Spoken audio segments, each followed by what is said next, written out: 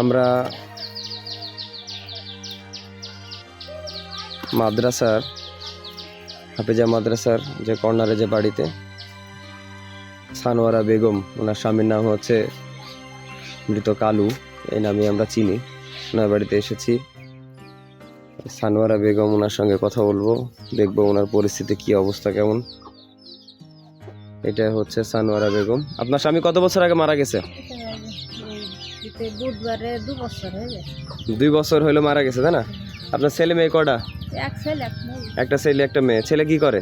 ছেলে মাঠে মাঠে কাজ কাম করে। আপনি কি আলাদা থাকেন না কোনো ছেলের সাথে? আলাদা শোনা একটা ছেলে, আমি ভেনো খাই।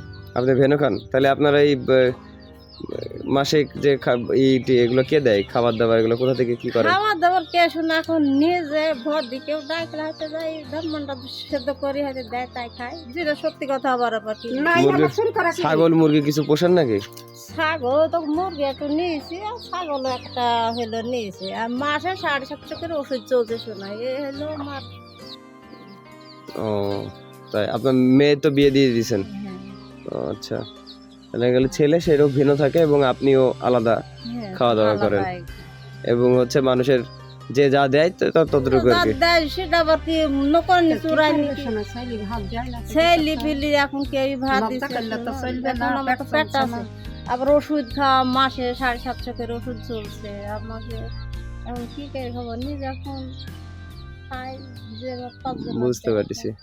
তাহলে রোজা তো রাখেন, নামাজ কালাম পড়েন? নামাজ কালাম কোরআন শরীফ আবু কালা পড়ি শোনা ছোটবেলায়। জি জি, বুঝতে পেরেছি। নামাজ কালাম সব পড়ে।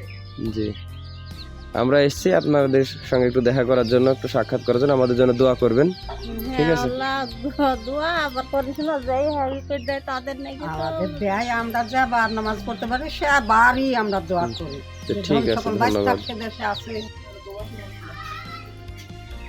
করমদি হাফিজিয়া মাদ্রাসার মৃত হাফিজুল ইসলাম, ওনার বাড়িতে আজকে আবার আমরা এসেছি।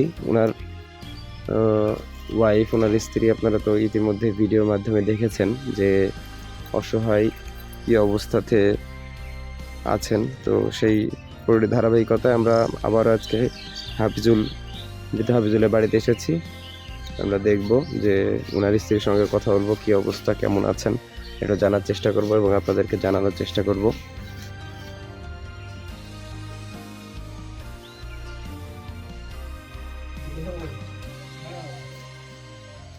এটাই সেই হাফিজুল ইসলামের বসত বাড়ি।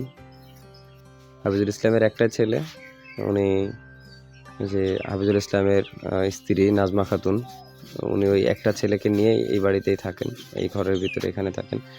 ছেলেটা এখন পর্যন্ত, আমি যতটুকু জানি, এখন পর্যন্ত এসএসসি পরীক্ষা দিতে পারে নাই, হয়তোবা দিবে, পড়াশোনা করছে, দেখা যাক। নাজমা খাতুনের সঙ্গে এখানে আছেন, ওনার সঙ্গে আমি একটু কথা বলবো, উনি কাজ করছেন। চাচি আসসালামু আলাইকুম, কেমন আছেন আপনি? নামাজ কালাম তো পড়েন, হ্যাঁ রোজা রাখেন? জি। আচ্ছা আচ্ছা, কাজ করছেন আপনি, তাই তো? তাহলে আমরা মনে হয় হয়তো ডিস্টার্ব করে ফেললাম আপনাকে, অসময়ে চলে এসেছি। তো এই যে আপনারা তো জানেন যে করমদি প্রবাসী মানব কল্যাণ সংস্থা রোজা উপলক্ষে একটা প্রজেক্ট হাতে নিয়েছে। তো সেই ধারাবাহিকতায় আমরা এসেছি আপনার কাছে, আমাদের জন্য দোয়া করবেন। ঠিক আছে, দোয়া তো করব না, দোয়া করি না। আচ্ছা, দোয়া করবেন আমাদের জন্য, ঠিক আছে, ধন্যবাদ। নামাজ পড়ে বসে।